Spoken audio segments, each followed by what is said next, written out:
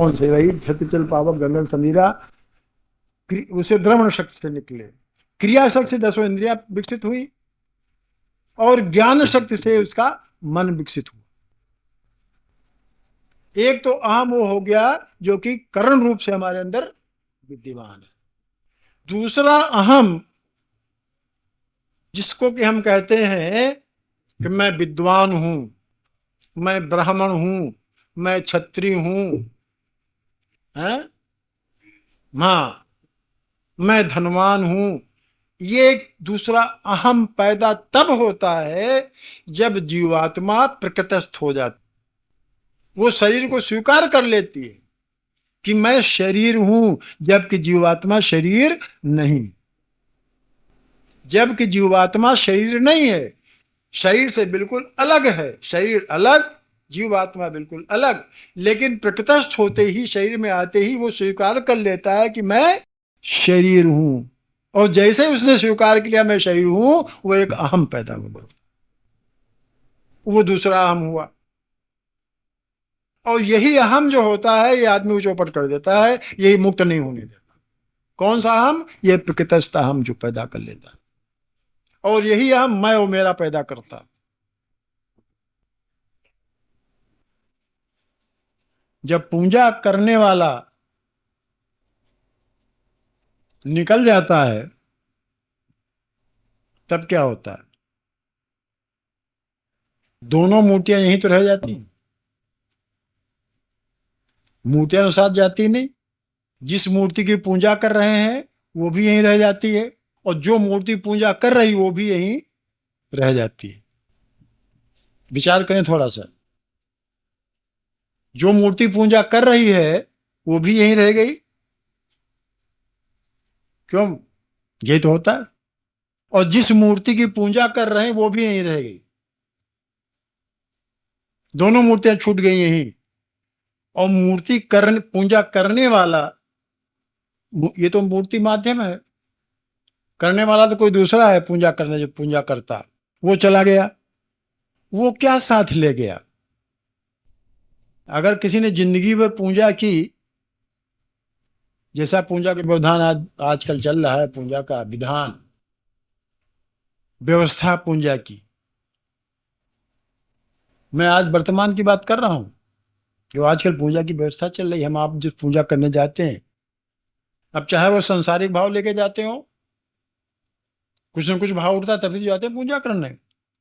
पिछली बार हम कई बार कह चुके हैं, बिना भाव कोई पूजा करने जाते नहीं, कोई ना कोई भाव होता है, चाहे संसार प्राप्त करने को, चाहे परमात्मा प्राप्त करने को। तो दोनों मूर्तियां तो छूट गई यहीं, और पूजा करने वाला चला गया। तो पूजा करते करते जिंदगी भर पूजा किया, मूर्ति को नहलाया, एक मूर्ति ने दूसरी मूर्ति को नहलाया, एक मूर्ति ने दूसरी मूर्ति को चंदन लगाया, एक मूर्ति ने दूसरी मूर्ति को हार पहनाया, एक मूर्ति ने दूसरी मूर्ति को भोग लगाया, एक मूर्ति ने दूसरी मूर्ति की आरती उतारी, एक मूर्ति ने दूसरी मूर्ति की प्रार्थना की, एक मूर्ति ने दूसरी मूर्ति से मांगा। यही तो होता, कुछ और होता है। वर्तमान जो पूजा पद्धति हम आप लोग लागू कर रहे हैं अपने जीवन में, या इसके अलावा कुछ और होता? ये सारे कर्म हम जिंदगी भर करते रहे, पूजा करते रहे, और हमने सोचा कि हम बड़ा भारी धर्म का काम कर रहे हैं, पूजा कर करके अपनी जिंदगी संवार रहे हैं। पूजा करके आने वाला जीवन, वर्तमान जीवन, लोक और परलोक दोनों संवार रहे हैं। लेकिन जिसके द्वारा पूजा की गई, जिसकी की गई, वो दोनों यहीं पे मौजूद है। शंकरानी जी बताइए, सही बात है कि नहीं है? साथ क्या गया? जो पूजा करने वाला था वो तो निकल गया, क्या लेके गया? विचार करो भाई, क्या लेके गया वो? ज्ञानी जी, हाँ, जिस भाव से पूजा की वो भाव लेके गया। बहुत सही बात।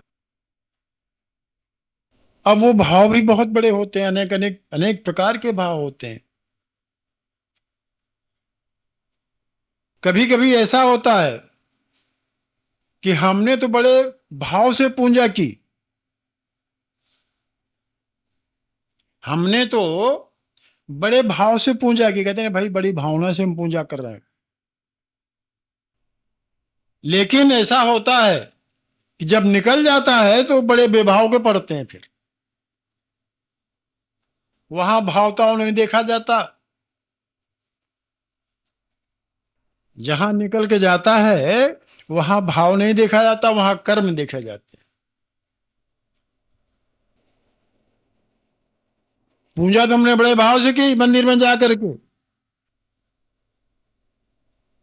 रोज करते हैं, सुबह उठ करके बड़े भाव से प्रार्थना करते हैं, बड़े भाव से हनुमान चालीसा पढ़ते हैं, दुर्गा जी का पाठ करते हैं।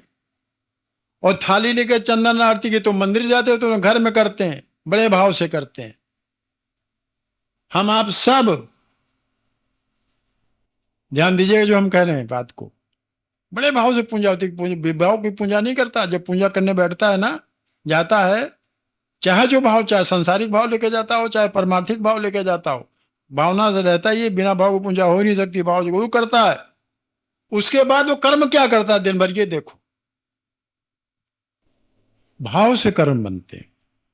पहले किसी आदमी भावना से भावित होता है, उसके बाद कर्म करने लगता है। वैसे ही पूजा के भाव बने तो हमने पूजा तो कर, बहुत श्रद्धा से पूजा की, बड़ी भक्ति से पूजा की। हमने देखा है, आपने भी देखा होगा। फिर वही हम रिपीट करेंगे तो आप हंसी उड़ाएंगे हमारी, कि कान पकड़ते हैं रोज जा करके, भक्ति से पकड़ते हैं जा करके, मत्था टेकते हैं जा करके, रोज कान पकड़ लेते हैं, फूल मांगते हैं, फूल दे जेब में रख लेते हैं, चंद वो लगाओ, जल्द वो टीका लो, लगा दो। क्या भाव नहीं है? काहे का भाव है ये? आप भी देखते होंगे, हम भी रोज देखते। अरे भाई, सत्य की भूमि पर आइए, यथार्थ भूमि पर आइए, कल्पना लोक में ना बहिए। क्योंकि वहां जो होता है निकलने के बाद, जीवन समाप्त होने के बाद, वहां पाखंड नहीं चलता, वहां यथार्थ चलता है। यथार्थ जो हमने कर रखा है, आदर्श और यथार्थ दोनों। आदर्श नहीं चलता, यथार्थ चलता है वहां। आप चलते चले जा रहे हो, गड्ढा पड़ा है, अगर आप देखोगे नहीं, गड्ढे में पैर रख दोगे, यथार्थ बात है, पैर टूटेगा जरूर, पैर चोट जरूर निश्चित रूप से लगेगी। कर्म किया तो उसका फल निश्चित रूप से मिलेगा, वहां यथार्थ है। आप इस छुट्टी नहीं पा जाओगे, हमने कर्म किया उसका फल न मिलेगा, जरूर में निश्चित रूप से मिलेगा। हम भाव की बात बता रहे हैं। जो भी पूजा करने जाता है, आरती करने जाता है, मंदिर जाता है, मत्था टेकता है, बड़े भाव से टेकता है। दोनों आदर्श नहीं चलता, यथार्थ चलता है वहां। आप चलते चले जा रहे हो, गड्ढा पड़ा है, अगर आप देखोगे नहीं, गड्ढे में पैर रख दोगे, यथार्थ बात है, पैर टूटेगा जरूर, पैर चोट जरूर निश्चित रूप से लगेगी। कर्म किया तो उसका फल निश्चित रूप से मिलेगा, वहां यथार्थ है। आप इस छुट्टी नहीं पा जाओगे, हमने कर्म किया उसका फल न मिलेगा, जरूर में निश्चित रूप से मिलेगा। हम भाव की बात बता रहे हैं। जो भी पूजा करने जाता है, आरती करने जाता है, मंदिर जाता है, मत्था टेकता है, बड़े भाव से टेकता है। हमने देखा है, लोग फूल मांग लेते हैं, जेब में रख लेते हैं, वो टीका लाओ, लगा दो, मत्था झुकाते हैं, कान पकड़ते हैं, दूसरे दिन आके फिर कान पकड़ते हैं। बिना भाव की पूजा हो ही नहीं सकती। पूजा करते हैं, जाते हैं, मंदिर जाते हैं, सब कुछ करते हैं, और उसके बाद फिर क्या करते हैं? और जो जीवन सुबह से लेकर शाम तक बीता है, सुबह से लेकर रात तक की, फिर क्या होता है? कौन से कर्म होते हैं? क्या वही भावना रहती? जिस भाव भक्ति भाव से मंदिर में गए, पूजा अर्चना की, मत्था टेका, कान पकड़ लिए, क्या वही भाव मतलब दिन भर रहे? कौन सा कर्म किया हमने आपने सबने मिलकर के? नौकरी में गए, बिजनेस में गए, व्यापार किया, क्या हमने वो सब भाव पालन किए वो, कि हमने कान पकड़ा वैसा नहीं करेंगे, फिर वही काम किया कि नहीं किया, तो वो कर्म साथ जाएंगे, भाव साथ जाएगा। जो कर्माणु हमारे लिप्त होते हैं हमारे अंतःकरण में, वो साथ जाते हैं कि हमारी भावनाएं साथ जाती पूजा करने वाली। यथार्थ पर आइए, आदर्श मत देखिए। हमने यहां से बताया जो जीवात्मा निकलती है अंदर से, वो अंतःकरण साथ लेके जाती है। अंतःकरण मन बुद्धि चित्त और अहंकार, ये अंतःकरण साथ जाते हैं। जो कर्म किए हैं वो साथ जाएंगे, और कर्माणु चिपक जाते हैं। कर्माणु जो होते हैं वो अंतःकरण में चिपके होते हैं, जीवात्मा वो साथ लेके निकल जाता है। जिस प्रकार से हवा क्या करती है, फूल वही रह जाता है, सुगंध लेके निकल जाती है। हवा क्या काम करती, फूल से सुगंध लेगा, फूल तो ही रखा रह जाता है, सुगंध जाती है हवा के साथ, तो शरीर तो ही रह जाता है। लेकिन जो अंतःकरण है, जो सुगंध है अंदर की, जो हमने कर्म कर रखे हैं, वो सब परमाणु कर्म के कर्माणु जिसे बोलते हैं, वो चिपके अंतःकरण में हमारे, वो जीवात्मा साथ लेके निकल जाता है। और वही कर्म जो जीवात्मा लेके निकला हुआ है, उसी के अनुसार जब तक जन्म नहीं मिलता है, जन्म तो मिलेगा, जब तक जन्म नहीं मिलता है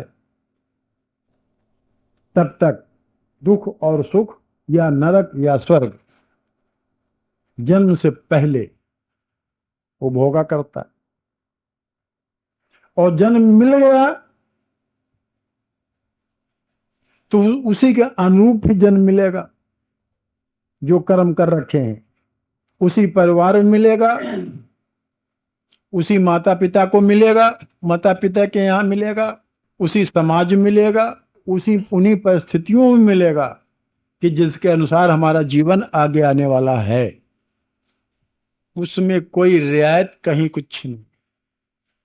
आप समझ रहे नहीं समझ रहे, उसमें कोई रियायत नहीं है। ये जो वर्तमान हम कर्म कर रहे हैं ना, ये अगला जीवन जो हमारे आने वाला है उसकी पृष्ठभूमि है। ये यही निर्धारित करेगा हमें किस देश में मिलना है, किस समाज में मिलना है, किस परिवार में मिलना है, किन परिस्थितियों में जन्म मिलना है हमें, ये निश्चित करेगा यही वर्तमान जो हमारे कर्म है। इसी को प्रारब्ध बोलते हैं। यही प्रारब्ध बनेंगे आगे चल। तो ये हमारे कर्म निर्धारित करते हैं आगे आने वाला जीवन, फल, न कि वो भाव। भैया कुछ समझ में आ रहा जो हम कहना चाह रहे हैं? बहुत बहुत सुंदर बात है कि हम दिन प्रतिदिन जो जिंदगी जी रहे हैं, जिस ढंग से जी रहे हैं, जिस भावना को लेकर जी रहे हैं, जिस व्यवस्था को लेकर जी रहे हैं, क्या वो उचित है? क्या उसका फल हमें अच्छा मिलेगा या बुरा मिले? जो कुछ मिले, इसका हमने कभी सोचा, इस बात विचार किया? हमने तो ये समझा कि हमने तो घंटा 1.5 घंटा मतलब रोज नित्य पूजा की है। सुबह उठ करके घंटा 2 घंटा, लोग 3-3 घंटा पूजा करते रहते। और पूजा भी एक प्रकार का कर्म है, वो भी किसी भावना भावितों की किया जाता है। लेकिन पूजा करने के बाद भी कौन से कर्म किए उनको आदमी भूल जाता। जब उसका फल मिलने लगता है तब हम ही आप लोग कहते हैं यार तो जिंदगी में इसने तो पूजा की, बड़ा भक्त था, अभी इसका कैसा फल मिल रहा।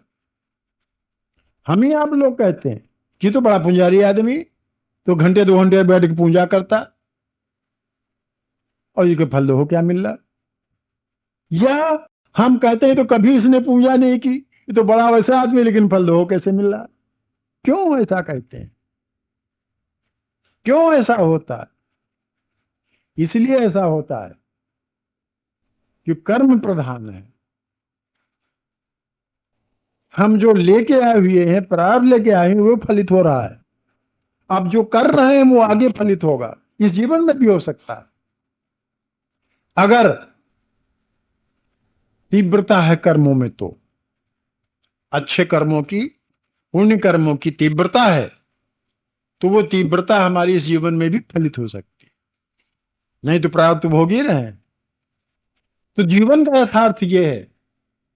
भैया किसी शंका को तुरंत टोक देना कि विषय बहुत सुंदर है, बहुत अच्छा विषय है, कि हम तो कहते हैं, हम तो समझते हैं, पूजा कर रहे हैं रोज, इसका फल बहुत अच्छा मिलेगा, आगे जिंदगी आने वाली है? अभ्यास जिसे बोलते हैं, उसमें अगर तीव्रता है, दृढ़ विश्वास है, चैत्र बल है, विवेक बल है, चैत्र बल, विवेक बल और विश्वास बल। ध्यान दीजिए हमारी बात को। जो भी हम कर्म कर रहे हैं, जो भी साधना कर रहे हैं, चरित्र बल, विवेक बल और विश्वास बल, ये तीनों जब एक हो जाते हैं, तीनों में जब एकता स्थापित हो जाती है,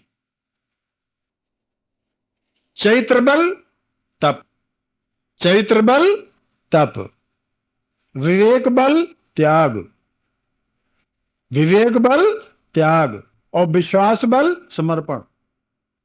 ध्यान दीजिए कि बहुत सुंदर बात है। चैत्र बल क्या है? चैत्र बल तप है। विवेक बल क्या है? त्याग है। और विश्वास बल क्या है? समर्पण है।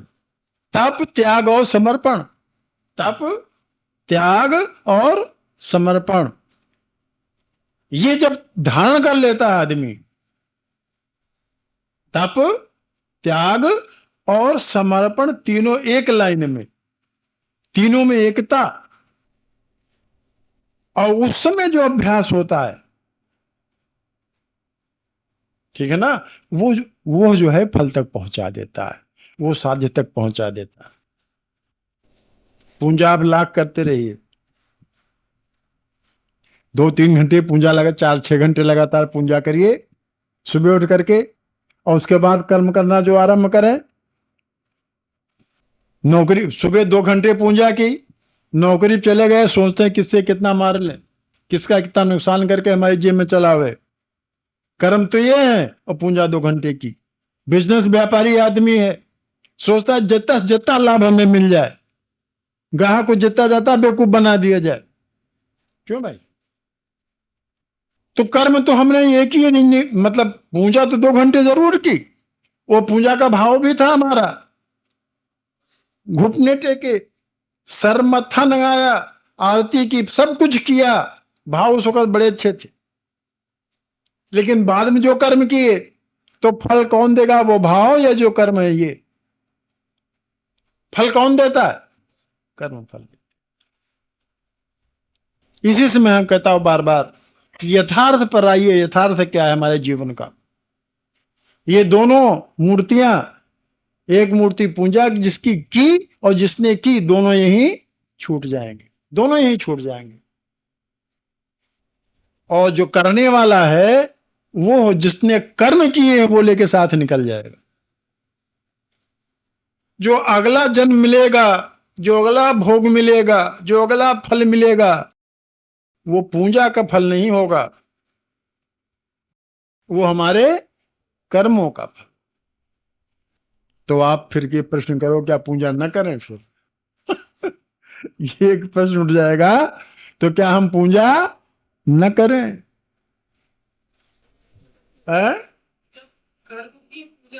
ठीक, ये बात बहुत सुंदर बात। जो कुछ करूं सो पूजा।